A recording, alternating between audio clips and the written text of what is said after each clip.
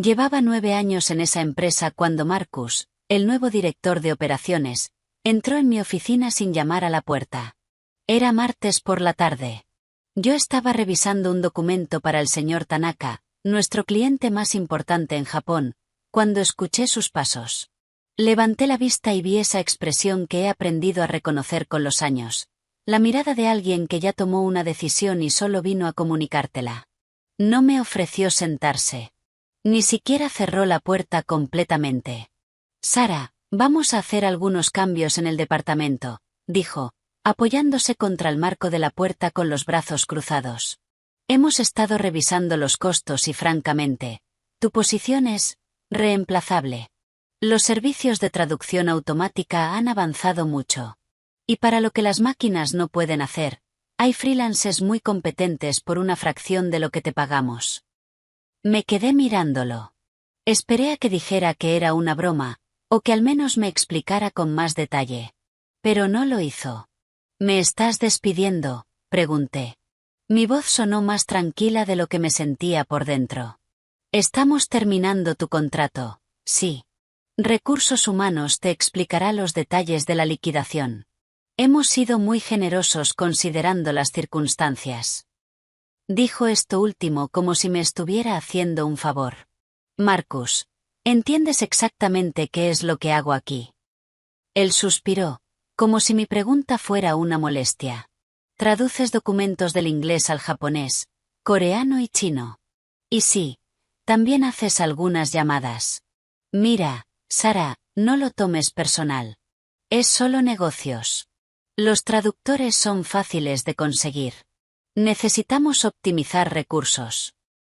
Los traductores son fáciles de conseguir. Esas palabras se quedaron flotando en el aire entre nosotros. Jennifer, de contabilidad, pasó por el pasillo en ese momento y aminoró el paso al ver la escena. Intercambiamos una mirada rápida. Ella entendió de inmediato lo que estaba pasando. Vi cómo sus ojos se abrieron con sorpresa, pero siguió caminando. Tienes hasta el viernes para recoger tus cosas, continuó Marcus. Ah, y por favor, deja toda la información de contacto de los clientes en el servidor compartido. Vamos a necesitar acceso a todo. Asentí lentamente. No iba a suplicar. No iba a explicarle algo que él claramente no quería entender. De acuerdo, dije simplemente. Eso pareció desconcertarlo. Creo que esperaba lágrimas, o al menos una discusión. Pero yo había aprendido algo durante mis 9 años trabajando con culturas asiáticas. La dignidad en el silencio a veces dice más que 1000 palabras. Se fue sin decir nada más. Me quedé sentada en mi silla, mirando la pantalla de mi computadora donde todavía estaba abierto el correo para el señor Tanaka. Era sobre los detalles de un nuevo proyecto que íbamos a lanzar en otoño.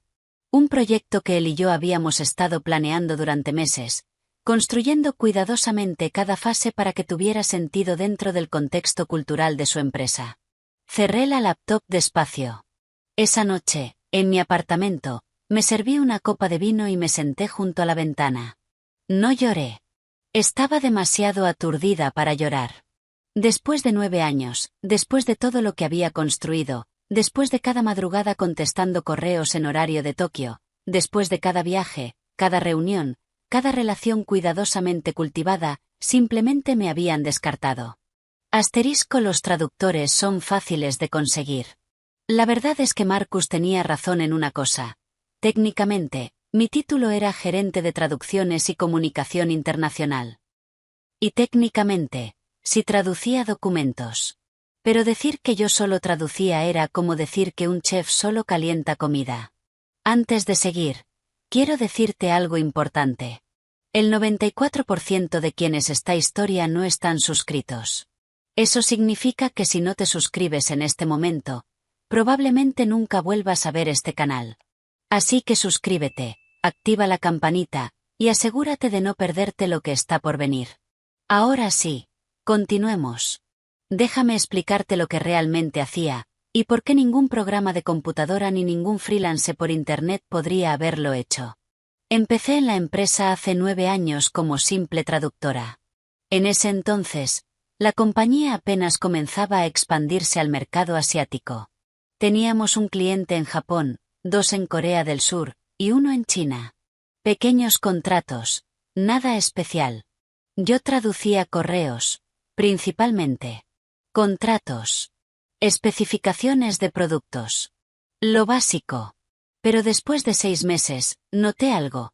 Estábamos perdiendo oportunidades por malentendidos culturales que no tenían nada que ver con el idioma en sí. Te doy un ejemplo concreto. Una vez, nuestro equipo de ventas envió una propuesta a un cliente potencial en Osaka.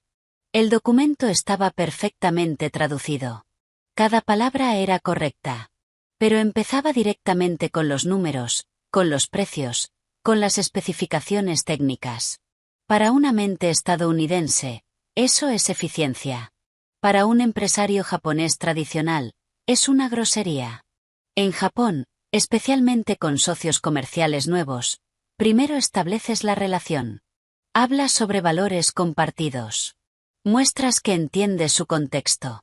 Los números vienen después, a veces mucho después. Les expliqué esto a mis jefes en ese momento. Reformateamos la propuesta. Agregamos una sección de introducción que hablaba sobre nuestra filosofía de trabajo, nuestro compromiso con la calidad a largo plazo, y cómo valorábamos construir relaciones duraderas. Conseguimos el contrato. Era el señor Tanaka. Eso fue hace 8 años y medio. Desde entonces, mi trabajo se convirtió en algo completamente diferente. Sí, todavía traducía. Pero también me convertí en el puente cultural de la empresa. Yo era quien explicaba por qué un cliente coreano no respondía a nuestros correos directamente con un no.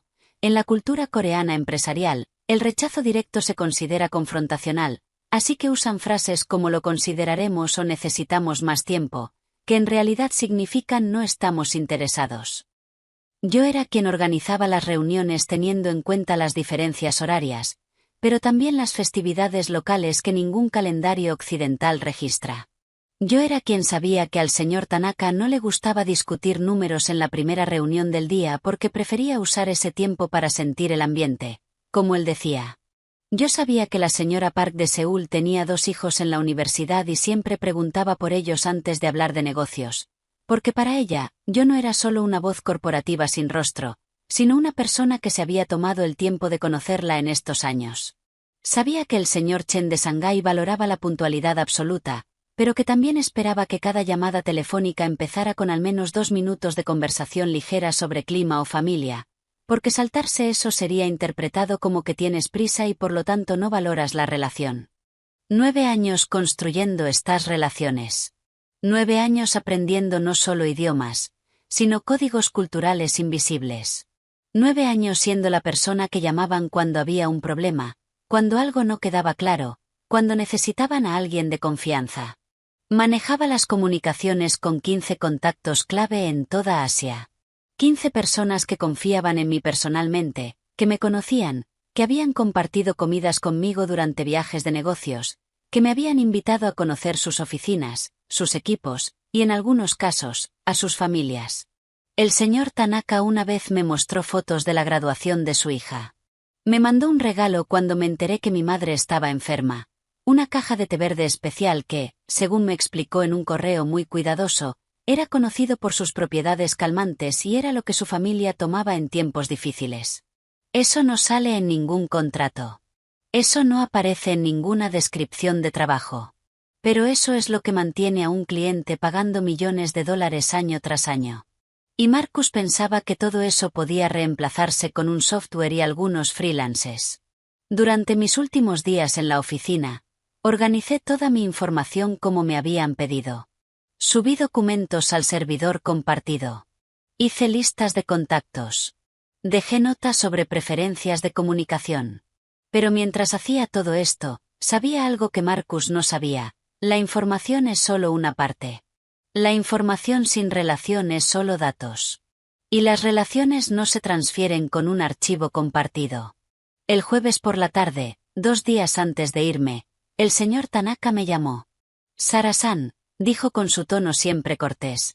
Quería confirmar los detalles de nuestra reunión de la próxima semana. Me quedé en silencio por un momento. No les había dicho nada a los clientes.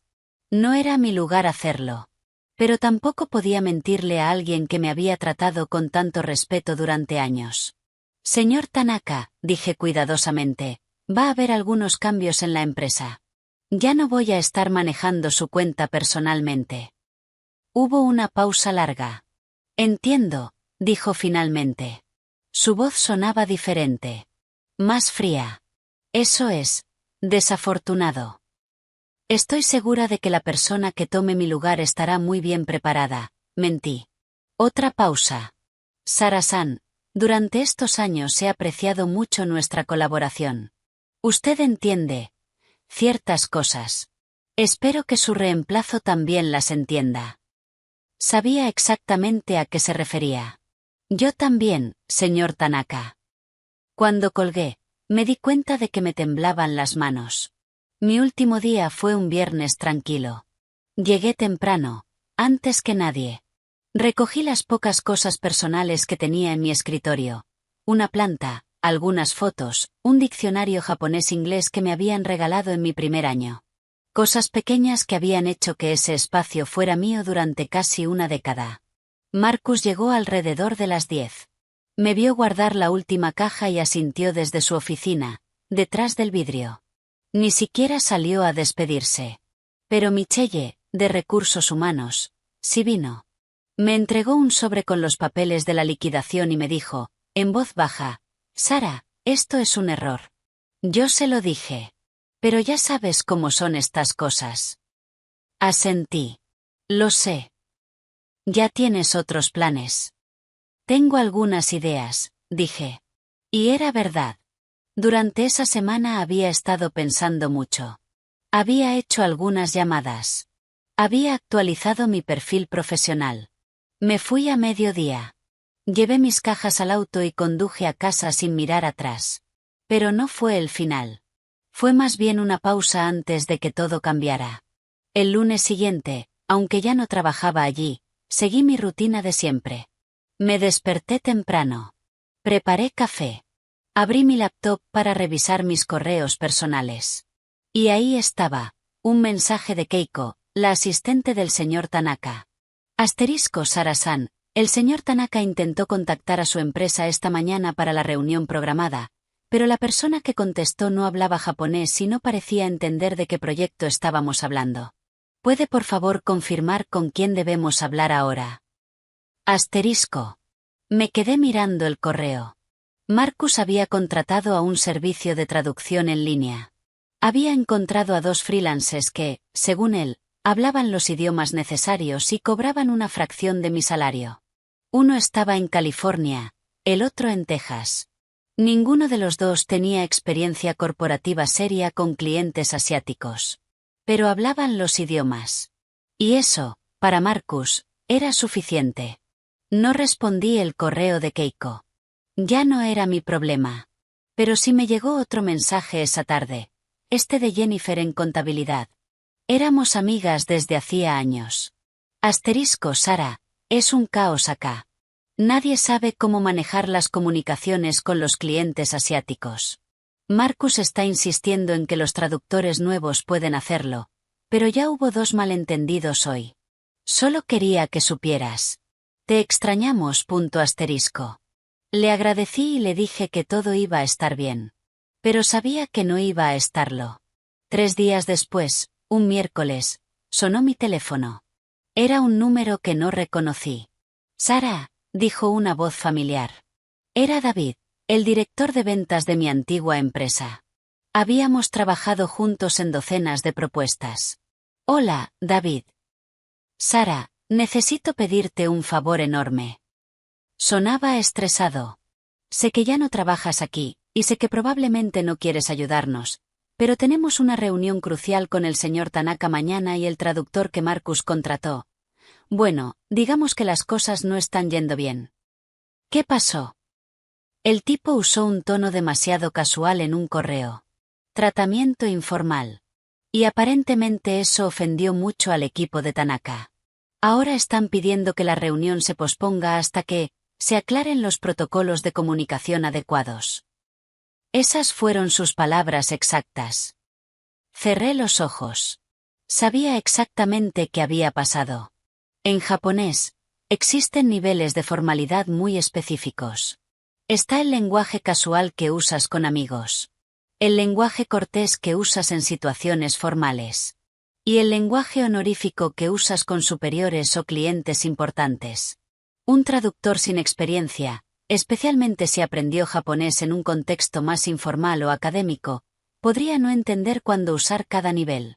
Y usar el tono equivocado con alguien como el señor Tanaka, un vicepresidente de una corporación tradicional japonesa, era como aparecer a una reunión de negocios en pantalones cortos. No es solo un error. Es una falta de respeto. David, yo ya no trabajo ahí, dije suavemente. Lo sé. Lo sé. Pero Marcus está empezando a darse cuenta de que quizás cometió un error. ¿Hay alguna forma de que puedas ayudarnos? ¿Como consultora externa? Te pagaríamos, obviamente. Marcus sabe que me estás llamando. Hubo una pausa. No exactamente. Pero estoy seguro de que estará de acuerdo cuando vea que es la única forma de salvar esta cuenta. David, aprecio la llamada. Pero no. Sara, es una cuenta de $2.400.000 al año. Si la perdemos. Entonces la pierden. No es mi problema, David. Ya no. Colgué. Me sentí mal por David. Él siempre había sido bueno conmigo. Pero había una línea que no estaba dispuesta a cruzar. Marcus había tomado su decisión. Había dicho que yo era fácil de reemplazar. Ahora tendría que vivir con las consecuencias. Y yo no iba a rescatarlo. La reunión con el señor Tanaka sucedió de todas formas. Sin mí. Me enteré después por Jennifer, quien seguía mandándome mensajes ocasionales. Aparentemente, Marcus insistió en que el freelance podía manejarlo. Le dio instrucciones específicas sobre ser formal y respetuoso. El traductor, un tipo llamado Kyle que había vivido 2 años en Japón durante la universidad, estaba confiado en que podía hacerlo. La videollamada empezó bien, según me contó Jennifer. El señor Tanaka apareció en pantalla con 2 miembros de su equipo. Intercambiaron saludos básicos. Pero entonces Kyle cometió el error. Cuando el señor Tanaka hizo una pregunta sobre los términos del nuevo contrato, Kyle respondió usando una forma gramatical que técnicamente era correcta, pero que era demasiado casual para el contexto. Era el equivalente a decirle a un cliente importante sí, claro en lugar de sí, por supuesto, señor. Pequeño, ¿verdad? Casi imperceptible si no entiendes los matices. Pero el señor Tanaka lo notó. Sus colegas lo notaron. La reunión continuó, pero el tono cambió. Las respuestas del señor Tanaka se volvieron más breves. Más frías. Menos comprometidas. Terminó la llamada educadamente, como siempre. Pero al día siguiente, su oficina envió un correo formal. El correo decía, básicamente, que después de reconsiderar cuidadosamente la dirección estratégica y observar ciertos cambios en el nivel de comunicación profesional, habían decidido no renovar su contrato anual. 12 años de relación comercial. $2.400.000 al año en ingresos. Terminados por un error de tono en una videollamada. Marcus, según Jennifer, entró en modo de control de daños inmediatamente.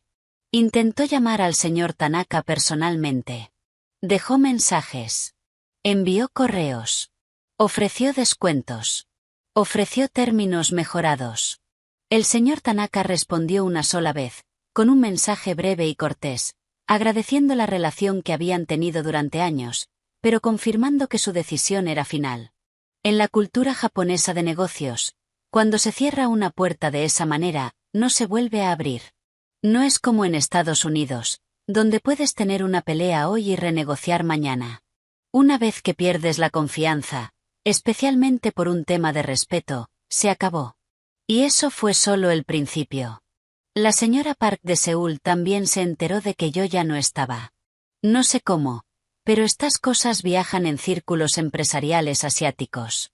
La gente habla. Las redes son más pequeñas de lo que piensas. Ella no canceló su contrato inmediatamente.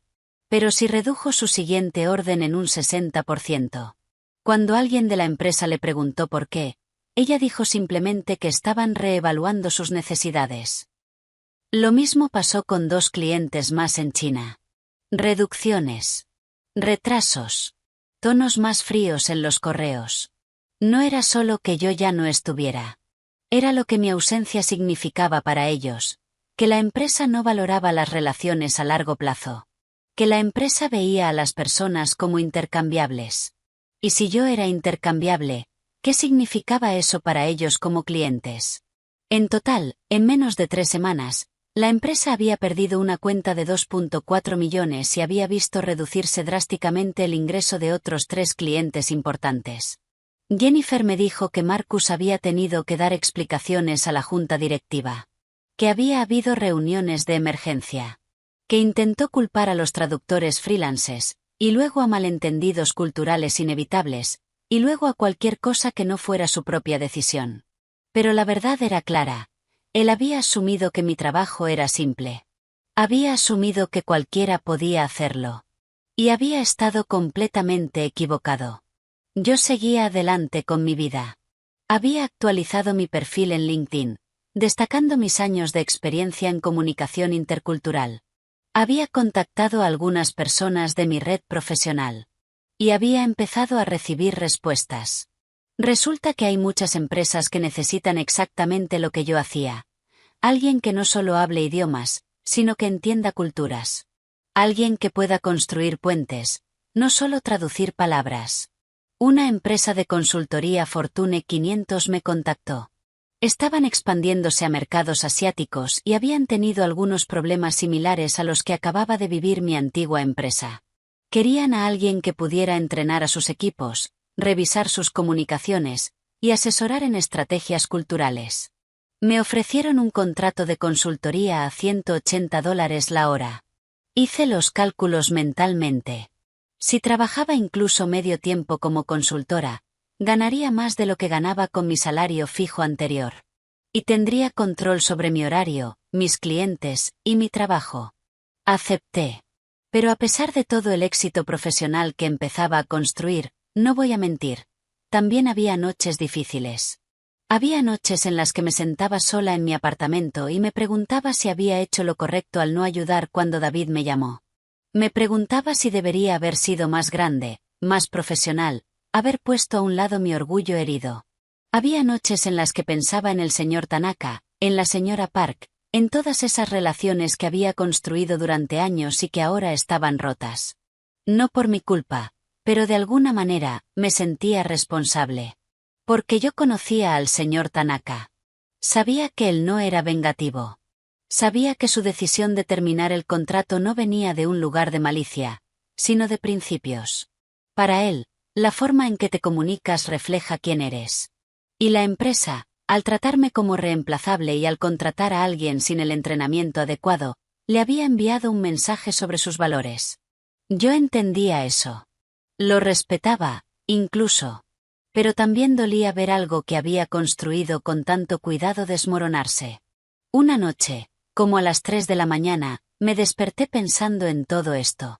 Me levanté, me serví un vaso de agua, y me senté junto a la ventana mirando la ciudad dormida. Y me di cuenta de algo importante. No era mi trabajo salvar a la empresa de las consecuencias de sus propias decisiones. No era mi trabajo proteger a Marcus de su propia arrogancia. No era mi trabajo sacrificar mi dignidad para arreglar un desastre que yo no había creado. Había hecho mi trabajo bien durante 9 años. Había dado todo. Y cuando me descartaron, me fui con la frente en alto. Lo que pasó después era responsabilidad de ellos, no mía. Han pasado 8 meses desde que me fui. Ahora trabajo como consultora independiente en comunicación intercultural. Tengo 5 clientes recurrentes. Todos empresas grandes que están expandiéndose o ya operan en mercados asiáticos.